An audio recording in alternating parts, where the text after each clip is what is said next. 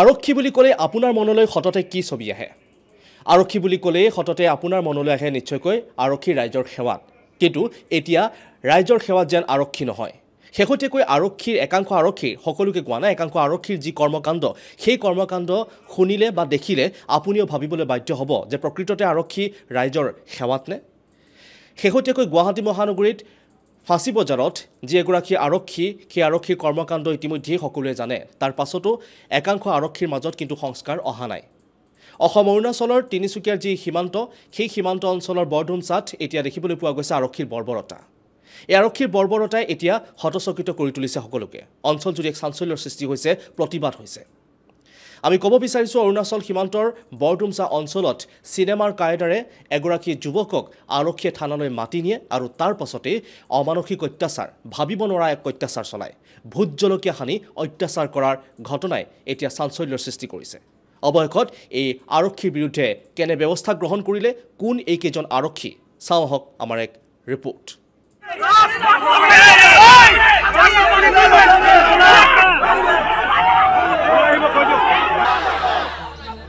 OC নে কোন এজন বিষয়াই ভোট জলকীয়া এটা দুটা আনক তেনেকুৱাকৈ কৈ খুজি পঠিওৱা আমি শুনিছোঁ।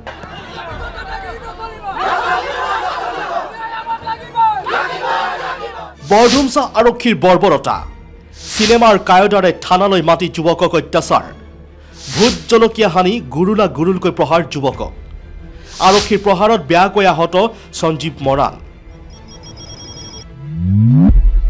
ন্যায় বিচাৰি থানা ঘেৰাও ৰাইজৰ।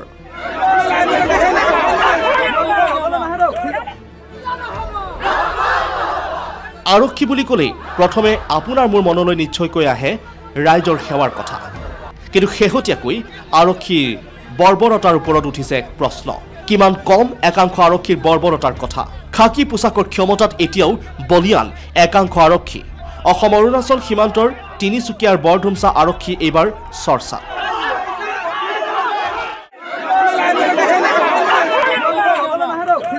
বৰডুমচাৰ মহঙৰ এইজন সঞ্জীৱ মৰাণে 2 মে'ত ভোট দিবলৈ যাওঁতেই আৰক্ষীৰ সৈতে কিবা কথাত তৰ্কত লিপ্ত হয়।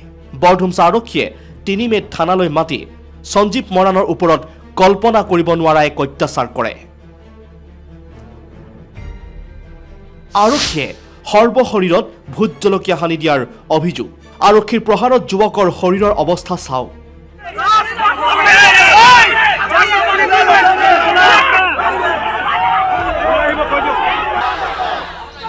আৰক্ষীয়ে এটুপি পানীও দিয়া নাছিল সঞ্জীৱ মৰাণক। নিশ্চয়কৈ আমি মানে দেখিছোঁ বা শুনিছোঁ যে আমি বাহিৰত থানাৰ সন্মুখত ৰৈ থকা অৱস্থাত OC নে কোন এজন বিষয়াই ভোট জলকীয়া খুজি পঠোৱা, চিঞৰি ভোট জলকীয়া এটা দুটা আনক তেনেকুৱাকৈ কৈ খুজি পঠিওৱা আমি শুনিছোঁ বাহিৰত থিয় হৈ থকা অৱস্থাত। তাৰপিছত যেতিয়া আমাক উলিয়াই আনিলে মেডিকেলৰ পৰা ট্ৰিটমেণ্ট কৰি আনি কিনে আমাৰ পৰা শপতনামা লৈ, যিহেতু এৰি নিদিয়ে নহ'লে, শপতনামা লৈ যেতিয়া এৰি দিছে, তাৰপিছত আমি যেতিয়া ঘৰলৈ আনি দেখিছোঁ তেতিয়া তেওঁকতো পানী খাবলৈ দিয়া নাছিলে। পানী যেতিয়া আমি ভাত খাই পিছত যেতিয়া দাদাই মানে মুখখন ধুলে, তেতিয়া গোটেই সমস্ত মুখত মানে পুৰণি আৰম্ভ কৰিছে, গোটেই গুটি মুখত অৱস্থা বেয়া। আপোনালোকে ফটোবিলাক দেখিবলৈ পাব। আৰু গোটেই ভৰিত আৰু কলা ফুলত গোটেই মানে আৰক্ষীৰ লাঠিৰ কোবৰ চিন স্পষ্টভাৱে আছে। পৰৱৰ্তী সময়ত নিশাই পৰিয়ালৰ লোকে সঞ্জীৱ মৰাণক আহত অৱস্থাত ভৰ্তি কৰোৱাই হাস্পাতালত। শুনক সঞ্জীৱ মৰাণৰ মুখেৰে আৰক্ষীৰ বৰ্বৰতাৰ কাণ্ড। মোৰ নাম সঞ্জীৱ মৰাণ, মই বৰডুমচা 1 নং মহং গাঁও হয়। উক্ত দিনা সিদিনাখনেই ভোটাৰ কেন্দ্ৰত ভোট দিয়া দিনাখনে এই ঘটনাটো ঘটিলে। তাত প্ৰথমতে আমাৰ তাত আছিলে মতা লাইন, এনেকৈ লাইনত আছিলোঁ, ভোট দিয়া লাইনত আছিলোঁ। তেতিয়া মানে মোৰ লাইনতে মাজতে সোমাই থাকোঁতে আমাৰ বৰডুমচা থানাৰ SI ছাৰ হয়, SI এই ডেকা ছাৰ বুলি কয়। ডেকা ছাৰ মানে মোক টাৰ্গেট কৰি কিনে প্ৰথমতে উচতনি ভাৱ এটা দিয়া নিচিনা প্ৰথমতে দিলে। তাত মানে ষড়যন্ত্ৰটো অলপ বেলেগকৈ আছিলে। সেইটো তাতে দুটা কথা মোৰ টানকৈ কৈ দিলোঁ। সেইদিনা তেনেকৈ একো হোৱা নাই, কিন্তু পিছদিনাখন মোক মাতি পঠোৱাৰ কাৰণে পিছদিনাখনি যোৱাকালি মই নিজে থানাত কালি উপস্থিত হ'লোহি। তাৰপাছত গধূলি প্ৰায় নিশা 7টামান বজাত তেনেকুৱা মাৰপিটটো কৰি লৈছে। প্ৰথমতে তেতিয়া ছাৰজনে নি কিনে আৰু কামাণ্ডো ল'ৰাখিনি নি কিনে ৰুমত ভৰাই লৈ কিনে গোটেই কাপোৰ চাপোৰ খুলি লৈ কিনে গোটেই বডিত জলকীয়া ঢাহি দিছে, সানি লৈছে। তাৰপিছত ভৰিত তোলাত মাৰিছে, ইয়াতে এইটো দাগ আছে, ভৰিটো আছে, হাতত কোবাইছে, গোটেই গা পুৰি আছে এতিয়া জলকীয়াটো। পলিটিকেলি ইনভলভ হৈ আছে মাজত ঘটনাটো।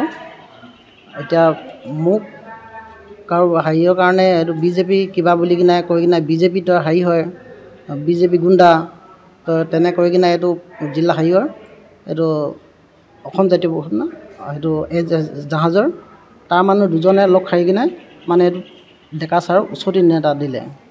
এই ল'ৰাজনক তেনেকৈ কওক, মোক প্ৰথমতে পিঙাই ল'লে। ভুল যিহেতু মোৰ প্ৰথমে নাছিলে, সেইকাৰণে দুটা কথা মোৰ টানকৈ কৈ পালোঁ। পিছে সঞ্জীৱ মৰাণক প্ৰহাৰ কৰা নিষ্ঠুৰ আৰক্ষীৰ নামত কলংক এই আৰক্ষী কেইজন কোন?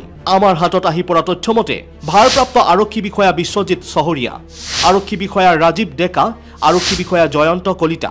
বৰধুমচাৰ এই তিনি আৰক্ষীৰ কাণ্ডত ক্ষোভিত হৈ ৰাইজে ন্যায় বিচাৰি দেওবাৰে পুৱাই থানা ঘেৰাও কৰে ৰাইজে।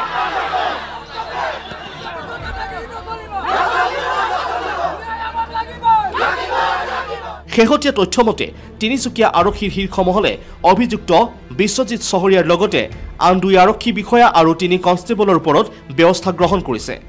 এতিয়া প্ৰশ্ন হয়, কেতিয়ালৈ সংস্কাৰ আহিব এইসকল আৰক্ষীৰ বিৰুদ্ধে কেৱল নিলম্বন বা বদলিয়েই শাস্তি নেকি? সাধাৰণ ৰাইজৰ প্ৰশ্ন। News desk report, India today, any.